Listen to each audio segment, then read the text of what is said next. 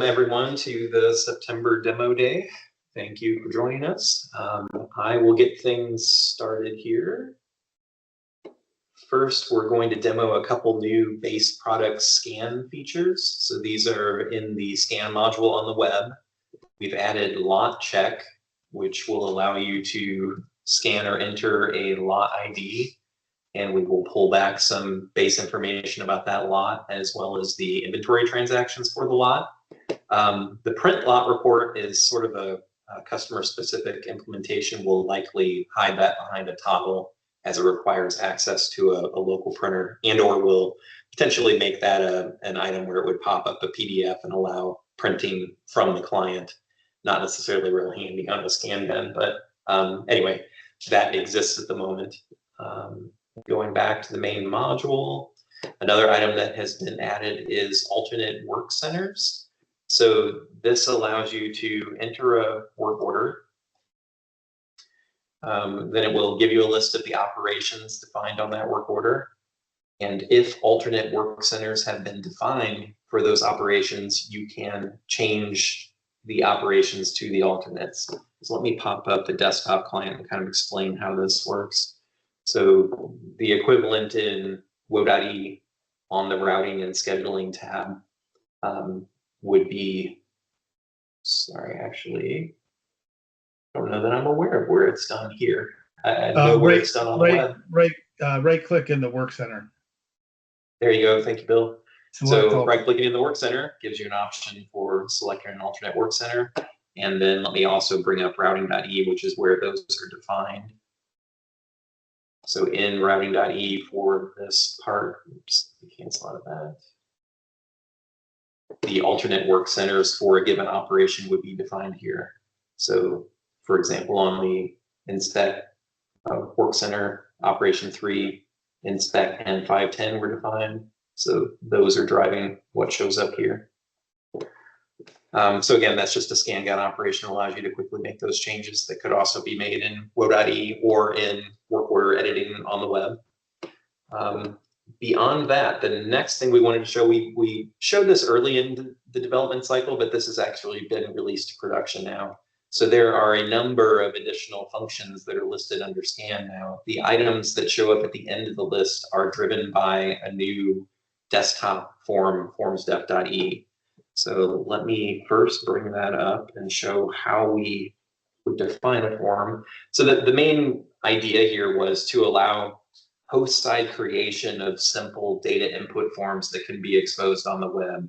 It works out really well for scan features, you know, where it's a fairly minimal page that would be displayed, just a few fields, and allowing for quick entry. So in Formstep.e, we can do a lookup here. We'll just look for all of the form stuffs, name to move. We'll choose one. So the idea here is you can define a name for the form, choose a file. Actually, I'm unaware of process type. Shoshana, are you on here? I can have to get back to that if you'd like. Yeah, go ahead, Andrew. So process type, that's not showing there, but some of these files have different process types that you can run, whether it's save, maybe you're doing picker and you've got pull or reverse or delete, right? That's where that stuff can be defined if it is valid for that file. Thank you for saving me there. That was implemented after the original design here, but it's certainly useful. And lookup, I believe, also allows you to define a lookup that will be run when this form step item is displayed on the web. Shoshana, you can correct me there if I'm wrong. Sorry, I didn't come as prepared as I should have. But anyway, you choose a file, and then you could define fields that you want to have displayed on the form. You can make them read-only. You can also modify the label. So it can either be based on the field name, or you can provide an alternate label. You can provide a default value for each of those fields. And then the validate checkbox indicates whether once input is entered into that field and you tab off the field or press enter, whether we make a call back to the host that would allow for populating of other data or other logic to run. I'll go into another example of sections, but you can also define sections and then group the fields that you're selecting into those sections. The module dropdown, for the moment, we're only supporting this in the scan module on the web, but there may be a future state where we would allow for quick data entry forms to be exposed in other modules like customer or inventory, something like that. So having shown Formstep.e, let's now jump into what that looks like on the web. So move pallet, we were just looking at the Formstep for that. So these are the fields that we chose to have displayed. Those are displaying here. We notice that the validate call is checked on tote ID. So if we enter a tote ID and we tab off that field, it's making a call back to the host, populating these other fields. And then in this case, the whole purpose for this is to allow you to move a location. So I'll probably pick a bad location here. Let's try.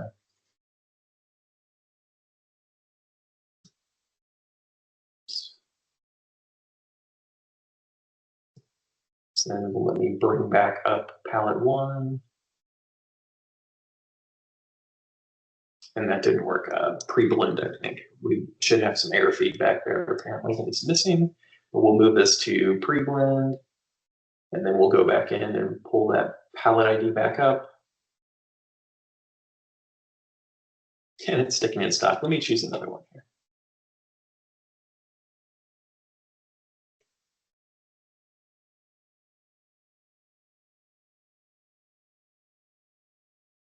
All right, so pallet ID 1, the associated work order, current location stock. We're going to move it to blend. So then if we enter that pallet ID again, you can see that it's now been moved to blend. The idea here is you can have quick actions that would be running in the web in the warehouse in order to move pallets or totes into specific locations. And those can be defined in Formstep.e and made read-only. So it's a very specific operation that's being handled in the warehouse. I mentioned sections. Let's go into another one that's just an example. So this is how that looks on the web. If you define sections in your Formstep definition and you add fields to those, it just allows you to break up the page. Any question on Formstep.e? Okay, well then I will send it over to Alex, who's going to talk about a new session timeout feature.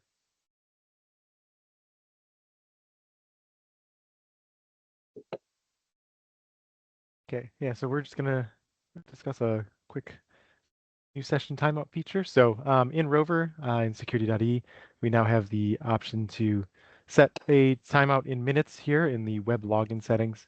And so this is just going to be the timeout in minutes that will happen. So if you're inactive for 1 minute here now, it'll automatically log you out.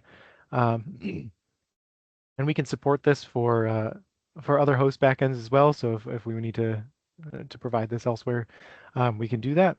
And if you were to leave this blank, then it will just go back to the default, which is 8 hours, I believe. It is kind of important to note just how the timeouts work and how we're calculating and kind of renewing the timeout, that it can be kind of plus or minus 5-10 seconds. And it's even extended if you just were to drag your mouse over the screen.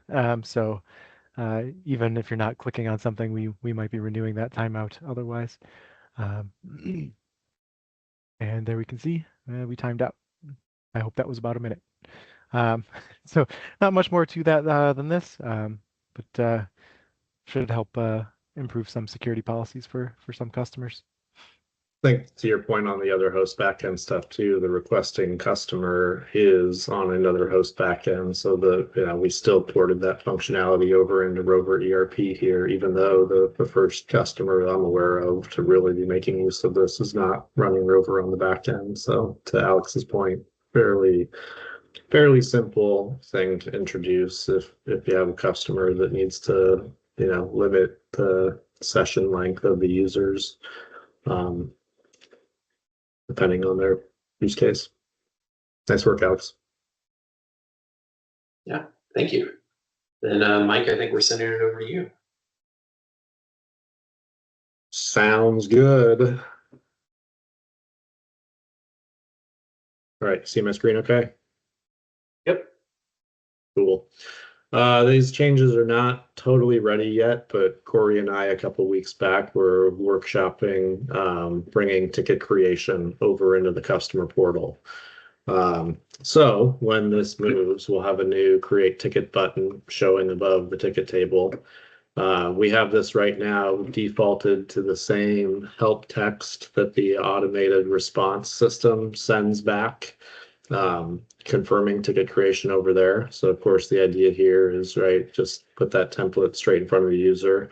My caveat here is we're cheating on this one right now. This language is very specific to us. Your ideal scenario is the back end really would drive the prompting to use Mohit, and I suspect that as we get back to, you know, launching the AI assistant for support, we may want to further change this language. But for now, this is a nice way to have the help text prompted in here.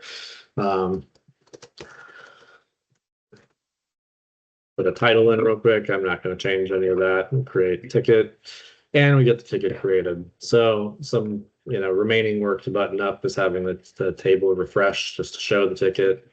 Another thing that's missing at the moment here is the ability to add attachments. I see that as very important for people who are going to be creating tickets this way versus sending in emails.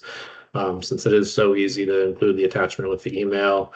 What will also happen, and what I have in progress on that, is the ability to add attachments to existing tickets too. So this will be a new piece for the portal side. Previously, the attachments were only exposed on the employee side. So get the visibility on them. We're not doing download links through here. So sorry, this is not the attachments there. We don't have attachments on this one. That's why that's 0. Add button over here, not quite working yet. But anyway, that's the polish to wrap up here, is getting attachment stuff working with this. And then the portal will have that new ability to create tickets with a template embedded and the ability to include attachments. Streamlined version of what we show in the employee side, since we don't want end users influencing things like parts and ticket types and billable settings and things like that. Any questions?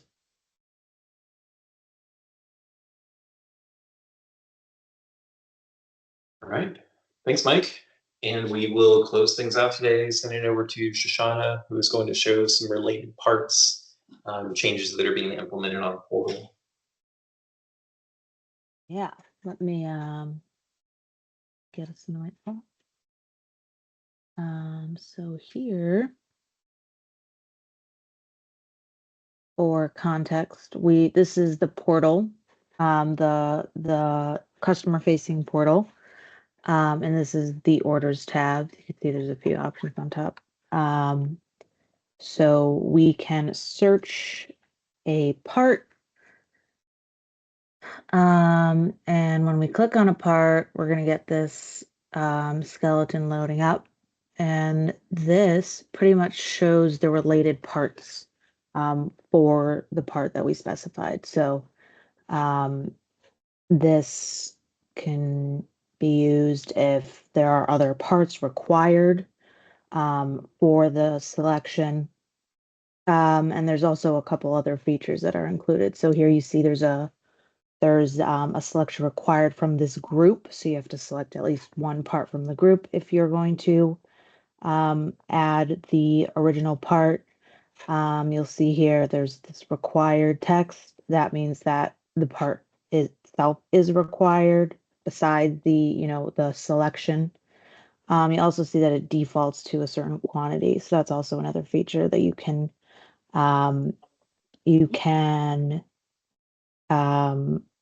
define a specific quantity for the customer to purchase. This already exists on the employee facing side, and this is just us adding it to the customer facing side. You can see if I try to add this to the cart, it won't let me do it because there are groups that have required parts that I haven't added. That's pretty much it. Okay. Thank you, Shoshana. Any questions on that?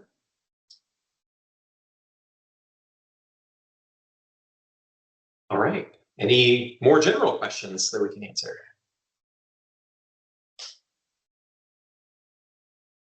I had a question for Alex on the timeout. What if I'm like in the middle of entering a 100 line item quote and I'm on line 80 and I get called away for some reason?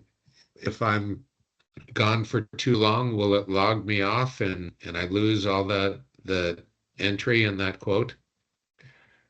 I mean, yeah, unless you've saved a draft, yeah, if you're inactive for too long there, it'll log off regardless. I So that believe would be we do a, have auto saving of drafts enabled now. I can't remember if that's a toggle or if that's on by default. So in the specific case of quotes and order entry, we do have drafts that can be automated. okay, so that's Go ahead, just a Jeff. training issue there. Okay, cool. We don't force the default on this too, right? So it is a good call out for anybody who wants to enforce the default. Which I think will be interesting to see if we have many other customers who get into that. The one in question here was dealing with a lot of shared workstation usage with some concerns around people performing activity underneath other people's sessions. So this was a way to help them kind of flesh that in a little bit more of an automatic fashion.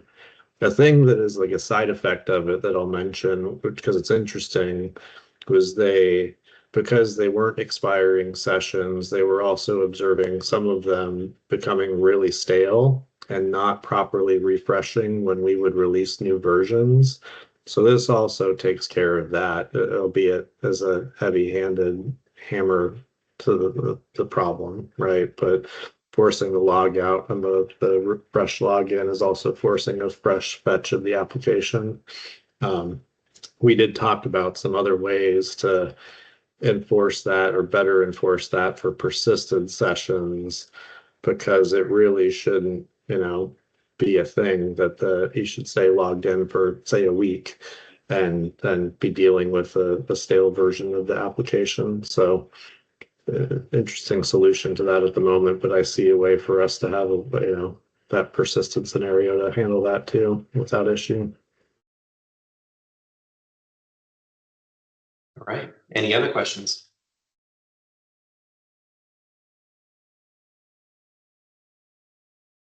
Okay.